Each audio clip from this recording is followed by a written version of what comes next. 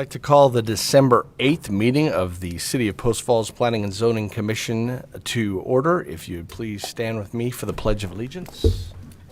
I pledge allegiance to the flag of the United States of America and to the republic for which it stands, one nation, under God, indivisible, with liberty and justice for all.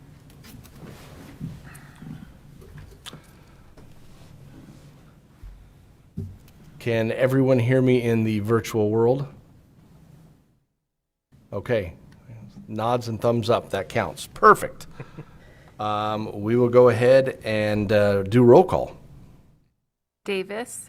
Here. Carey. Here.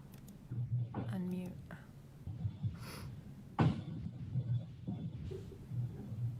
Here, There you go. sorry. Hauer.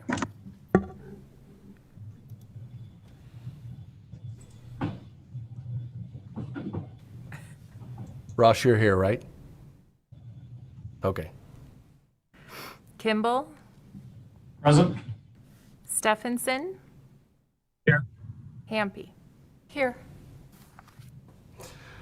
Okay. Mr. Manley, any amendments to the agenda this evening? There's none. Okay. Ceremonies, announcements, appointments, and/or presentations. I did want to announce that next Wednesday, the 16th, there is a special meeting for hearing the North Shore subdivision and PUD. So it's a little abnormal for us to have one on a Wednesday. But yeah, next Wednesday, December 16th, there'll be a special meeting. And I didn't even think to mention this. Do we want to make an announcement, since this is our first Planning and Zoning Mission meeting with some addition to legal representation? Yes, thank you.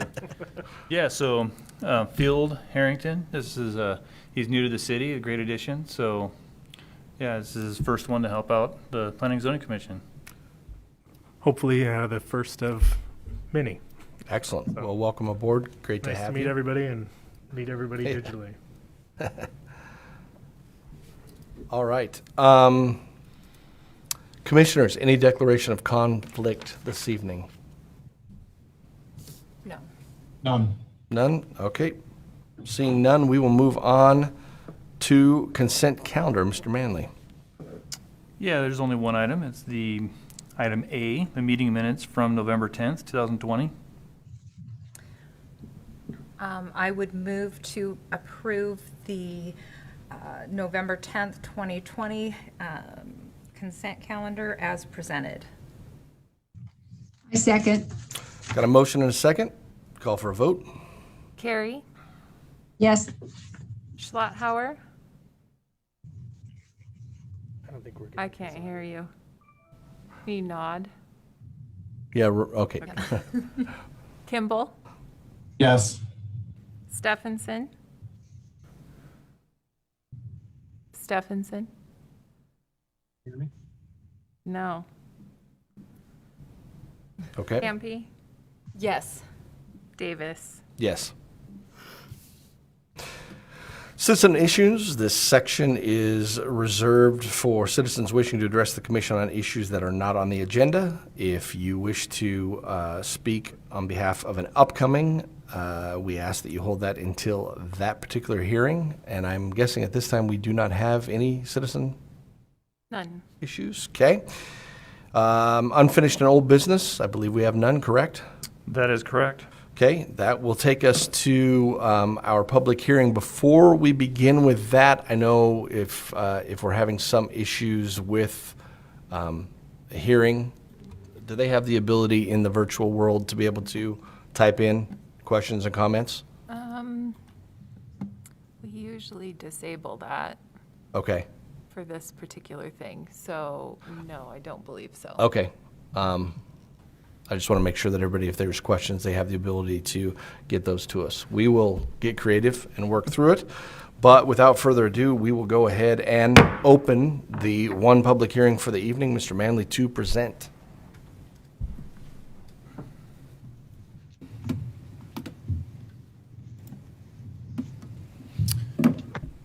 Good evening, Commission. John Manley, Planning Manager here at the City of Post Falls.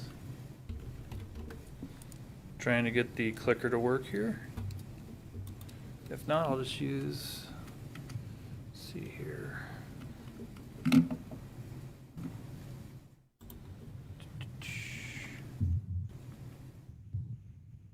Well, that worked. I don't know what I did, but maybe I'll keep doing what I didn't do and I'll keep going. Good work. So, yes, introducing the Livingston annexation case file ANX 5 2020. The owner of this is Brian Livingston with the representative, the applicant, Tiffany Espy of ATS, introducing this site on their behalf. So their request is they're asking for you to recommend or forward a recommendation on to City Council for a high-density multifamily R3 zoning district to be part of a request, an annexation request of 10 acres. The location of this is, as you see here, just about a quarter mile east of Highway 41 and Early Dawn, the intersection there. Northwest corner of Zoros and Early Dawn there in the hatched box. Some of the surrounding environments for this proposal is this is inside the Foxtail subdivision on Early Dawn looking west near Zoros. Zooming in a little closer on this, on the southwest corner of Zoros and Early Dawn, this is the Bluegrass apartment that's being constructed. It was approved through a special use permit in a CCS zone. There's about 300 units there. You have, with construction of eventually both the north and south side of this, you get Early Dawn extending further to the west to Highway 41. And then to the northwest corner you see here at the site would be the proposed R3 zone. The 10 acres there about to be, it's just on the opposing street of the special use permit on the north side. The water provider is the Ross Point Water District, with sewer being provided by the City of Post Falls. Oh. When you look at the zoning elements for a annexation, you got to look at the review criteria, the zone change criteria. The first three is, as you see here, is it consistent with the future land use map? Is it consistent with goals and policies in the comprehensive plan? And you're also looking at street classifications, traffic patterns, existing development, future land uses, which is part of the future land use map and the goals and policies in the comp plan, any specific community plans, and geographic or natural features.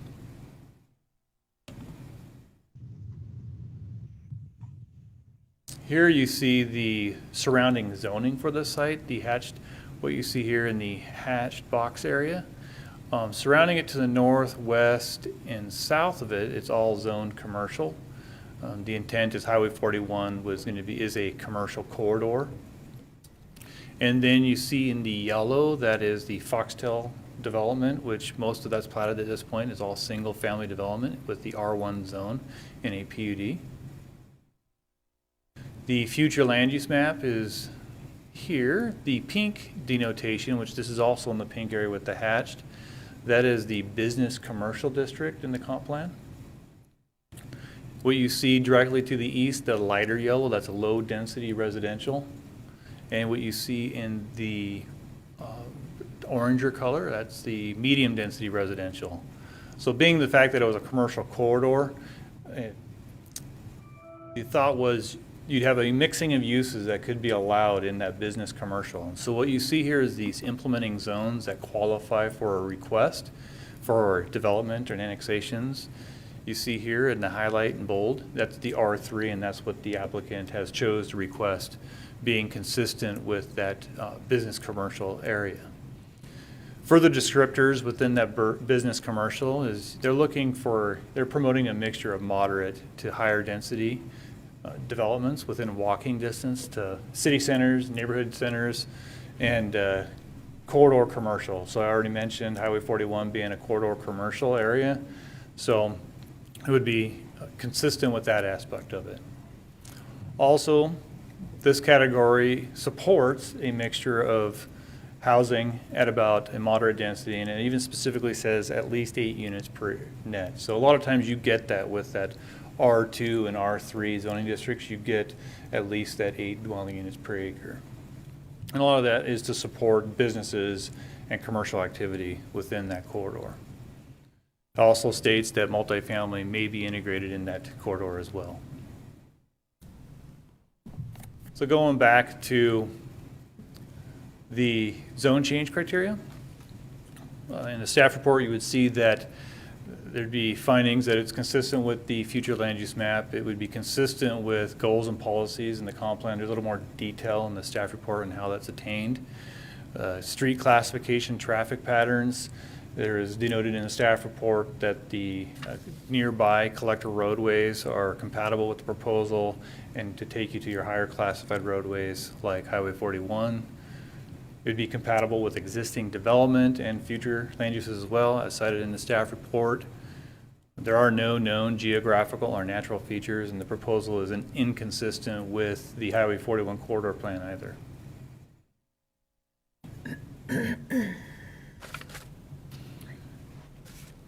The other 3 remaining criteria for looking at the zoning is commercial and high-density residential zoning is typically assigned along streets with higher road classifications. So it may not be along a major collector, but it is along collector roadways that could handle that as cited in the staff report, and it is very close to the Highway 41 roadway. Limited neighborhood commercial and lower density residential is typically assigned as properties proceed further away from higher intense urban activity areas. I'll scroll back real quick. You can kind of see this with the zoning and kind of what's occurred out there. You have Highway 41, an intense north-south roadway, more than likely end up with various forms of commercial abutting that and other higher intense uses. And then you get that transitional area where oftentimes the market supports medium density to the higher density, hence why all the implementing zones in the business commercial. We also have, like I mentioned as part of the intro, on the southwest corner, that special use permit at this location for multifamily. So the proposal is very consistent with kind of how that area is currently the market supporting. Limited neighborhood commercial, yeah, I already cited that. I did want to mention, you can see how it transitions to that residential to the east. Just that transitional to that lower density. The last criteria deals with industrial, which they're not asking for, that wouldn't be applicable. Agencies that were routed is as you see here on the screen. We did receive comments from the police department as being neutral, and there's no comment. Actually, I believe there's a comment from, there's inaccurate, there's 2. There's one from the police and the fire department. The fire department said they supported the proposal. So the staff report reflects that, and I apologize for the inconsistent slide. Comments or questions you have for me? I have one. I guess I maybe have 2.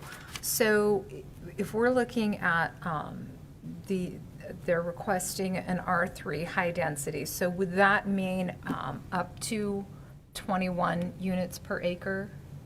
Well, how it would work out is, and I know where you get the 21 is from, potentially like if they did townhomes. Yeah. That's like on the basis of net, and our table kind of goes back and forth between gross and net. Okay. So because the way you plat townhomes on small lots, and you end up getting right away to get access to townhomes, the lots themselves net out 21, but the gross for the land area would be difficult to yield that 21 per acre per townhome for the townhome. Now the R3 though, the max, the apartments, the multifamily one, that max is 18 dwelling units per acre. Now it is possible with recent code updates to get a density bonus that could get you, I think, just north of 23 dwelling units per acre.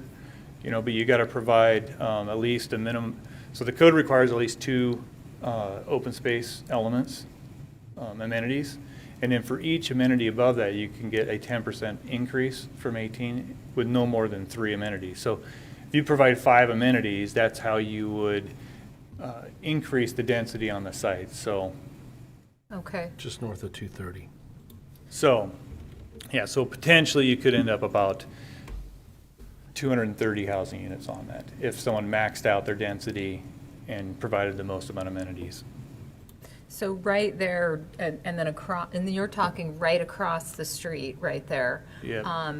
Just, I guess, to the south right there, there's going to be another 300 units that are going in, Are right? you referring to Bluegrass? Yeah, that's the Bluegrass Apartments. Yeah. There's the 300 on that site, approximately. Okay, so we're talking 500 Plus. units plus, okay. Okay, well, and one more question then. So, so they're going to build out the road there, that, I guess, between the two apartment complexes. Yes, so Early Dawn will eventually be fully improved from Highway 41 to Foxdale. Rob Paulus, I believe, was trying to get on. Also, Bill Melvin's available if there's any sort of clarifications on the north side of Early Dawn at this location needed. But I do know that if this was to develop, they would be required to improve their north side. And then as part of the special use permit, the south side would be developed. So yeah, you would end up with Early Dawn at least mostly finished to Foxdale. And it would be through. Through to Foxdale, yeah, To up until, Foxdale, and then, so then, I'm just trying to figure out where the people are gonna come in and out. You know, I'm just trying to look at, is everybody just going, basically, do they have to go straight out to Highway 41? That's kind of my question. So- Or is there, there's a few routes. They'll be able to take Zoros up to Hope Avenue eventually. okay, eventually, but not now. It would not happen.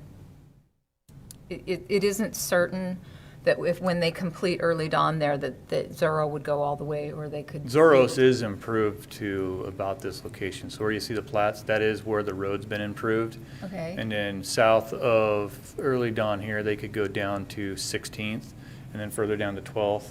So with the Highway 41 interchange, with the Highway 41 corridor improvements, they are going to have controlled intersections at those locations. Once again, Rob or Bill could probably comment exactly where those full controlled intersections and the timing of that could occur. Okay. Rob is on if you have questions. Okay. So maybe we'll see if there's any other questions related to just that particular piece, the annexation, and then maybe have Rob do an update. Yeah, Rob would be the best to comment Yeah. on all the transportation elements. Perfect. For this corridor. Okay. Any of the other commissioners have questions for Mr. Manley?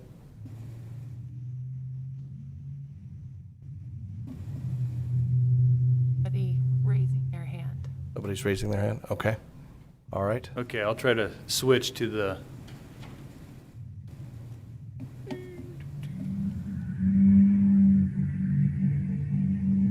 Okay, there we go. Okay. Now that I can see you all, any questions for the annexation itself? So maybe we can take this minute, since Mr. Paulus, we have you here, is maybe give us a 41 update if you could. Mr. Chairman, Robert Paulus, Assistant City Engineer. In terms of an update for the Highway 41 construction project itself, the project has been bid and the contract has been awarded, with construction starting in the spring of 2021. There's a bunch of utility work that is already going on in place along that corridor to be ready for the main highway construction. The highway construction is going to take place over the course of 2 years. We are going to see the Pole Line Avenue and State Highway 41 intersection, which is just to the southwest of this project site. That is going to be reconstructed with a new traffic signal. The intersection of Hope Avenue and Highway 41, which is a half-mile north of Pole Line Avenue, that is going to get a traffic signal in that location. Now, Hope Avenue is not going to extend to Zoros Road, which is the eastern boundary of this project, but that's future development. Also in that corridor, you will see Killdeer Avenue and Early Dawn Avenue are going to be constructed as a 3/4 turn movement restriction. That means traffic from Highway 41 will be allowed to make a left turn onto the side street. The side streets will only be allowed to make a right turn onto Highway 41, and then the individual directions of Highway 41 can make a right turn onto the side street as well. In terms of this project, what that means is, first, with the multifamily going on across the street, they will complete centerline improvements to Early Dawn Avenue, plus an additional 10 feet of pavement. That will allow for a full usable road surface by both vehicles and emergency services from State Highway 41 to Zoros Road, and then Early Dawn does continue on another quarter mile to Fennicus Road. From Zoros or Fennicus, traffic would be able to head south and get to Pole Line Avenue, which would allow them to get back to State Highway 41, a signalized intersection, to make a left turn to head south. Is that a sufficient summary for you, Mr. Chair? I believe so. Yeah, You're I good? think so. Yes. Commissioners? Mr. Paulus, I got a quick question for you regarding traffic in the vicinity. Were this to annex into the city at R3, do the collectors, being Zoros, Early Dawn, Pole Line, and the others in the near vicinity, have the capacity to handle the traffic at build out? At build out, yes. Okay, thank you. Okay. Any other questions for staff? Seeing none? Okay.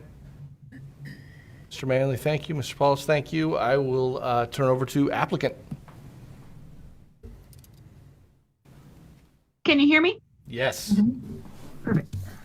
My name's Tiffany Espy. I'm with ATS. We have an address at 9177 Hess Street in Hayden, Idaho. I wanted to say thank you to the planning department for putting together such a thorough presentation. You guys pretty much covered all my traffic topics, outlining the lights at Hope and just to the south on 41 to address any flow concerns. As of right now, Brian Livingston doesn't have any plans for this property whatsoever. He's owned it since the 90s and built his house in 93. He raised his family in this house and has since been renting it out. Just wanted some options, which the county zoning doesn't really give him. So as far as future plans, he doesn't really have any right now. Just knows that annexation into the city seemed the best next step as far as opening up his options, even for possible selling of the property at one point. I do want to point out that the comprehensive plan does state, and I quote, encourage annexation of county islands within the city with priority given to areas surrounded by incorporated areas. So we do feel like this specific language applies to this property. It does feel like an island when you look at the zoning surrounding it. We don't have a whole lot to add, and just want to say thank you again. We do agree with Mr. Manley that this property is compatible for annexation, and I'm available for any questions. Any questions for the applicant? No? Nancy? I don't have any. No? No. Okay. Thank you, Tiffany. Appreciate it. Thank you. Public comment. Do we have any in favor? We don't have any. No neutral, no against. So that would be none, meaning none. Okay, fair enough. So no need for rebuttal at this time. Do we have any additional questions before we close this out to any commissioners? Seeing none. Okay, then we'll just go ahead and close it. We'll open it for comment. Just because you're in the upper left-hand corner, Ray, would you like to start? So it's an island in the city, or of county in the city. It's surrounded by So we've got multifamily on the south. We've got a large PUD on the east, commercial on the north and west. I look at it from a standpoint of, absolutely it should come into the city. It's the right thing to do. So what's the appropriate zoning? So I look at either, I think R3 or CCS would be the appropriate zoning for it. And so then when I look at when I think about what they're asking for, I think R3 is appropriate.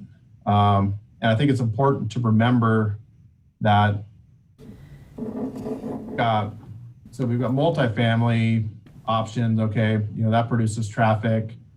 It's going to be, but it's also a residential use, which is something that is compatible with the residential uses to the east. Conversely, let's just say it comes in at CCS and Mr. Livingston decides to sell it and it becomes a box store along, they combine it with the other properties to the north and west, and it becomes a box store, and it's got, trucks backing up to loading docks at all times of the night. And I think that would be much more of a disruption as commercial than it would be as multifamily. I think multifamily is the right choice here. And I think given the size of the property, it lends itself to those multifamily projects that have those kinds of amenities. The things, they have clubhouses and they've got pools and playgrounds and all of those things like that really end up being these little self-contained little communities that I think benefit our city much more than what, if we were to annex it as CCS, it's just going to join the rest of the CCS on Highway 41 that's undeveloped and hasn't developed in the last 15 or 20 years. So I think R3 is the right choice in this case. Playing Brady Bunch right below him is Mr. Stephenson. James, you want to share, sir?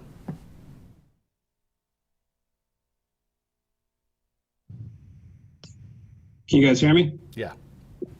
All right. I got a new computer and the computer's not working, but I called in. So That happens. anyways.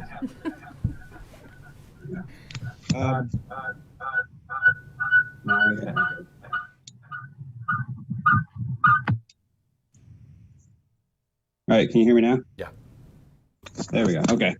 Yeah, no, I agree with everything Ray says. I think it's a good county in pocket just to fill it in there. I'm less concerned with, especially if there's no current development coming there. I'm less concerned with that.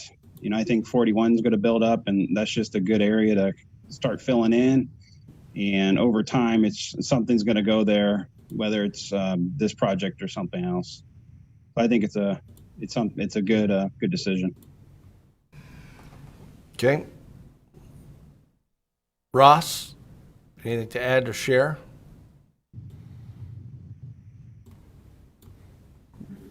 Looks like you're muted. How about now? There we go. Okay. No, I don't really have anything to add in addition to what those two just said. I think that Ray hit the nail on the head and looks like a good, it should come into the city, and I think it's going to be the best zoning. Okay. Thank you. Vicky Joe? Oops. I agree it's a good piece to be annexed in. I do have a little concern with the density, especially because we already have 300 units going in right next to it. It just seems to me a cluster of possibly 500 and some units all in one place is pretty tight, considering the neighborhood around is single family bordering it on the east. I kind of, don't really like the R3 zone for that piece. Okay. I agree that it will be a good fit to annex in and even possibly, very possibly, to be a higher density R3 once Highway 41 has improvements have been constructed and that's finished. I believe that we just keep putting the cart before the horse and saying that Highway 41 is almost done and it's going to be done, and it's not. And there could very well be 500 new units flowing just right out to Highway 41 that's already in bad shape, has a traffic issue already, and we're just adding to that already bad situation. So I am not against the annexation of this property or even the R3 zone, just not right now. That's my opinion. And I absolutely agree 100%. I think that Ray made a good point. CCS is just going to sit there. But the timing is my biggest concern. If you're looking at 525 units that could potentially take place, it looks like Rob said spring of 2021. It's a 2-year build on 41. If this piece was to be annexed in, review, everything done, you're starting construction at the end of summer. You're looking at probably spring of 22 in a best case scenario, and that would mean that 41 would not quite be done yet. So I just am, again, equally concerned with the timing. I think it needs to be annexed, but I just feel like now might not be necessarily the right time. So Commissioner Davis, let me just throw something out there with regards to timing.